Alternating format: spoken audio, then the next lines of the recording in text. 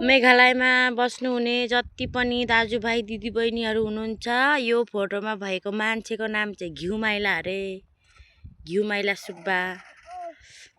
थर चाहिँ सुब्बा तर मेघालयको नाम चाहिँ घिउमाइला अरे। यो फोटो चाहिँ लगभग 18-19 वर्ष अगाडिको अरे।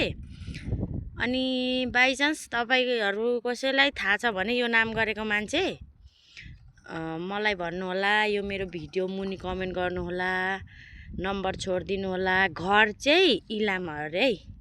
बिचारा उहाँलाई आफ्नो दाजु आमाहरूले खोजिराख्नु भएको छ। मलाई फोन गरेर भन्नुहुँदै थियो, सक्नुहुन्छ भने खोजिदिनु न भन्नुहुन्छ।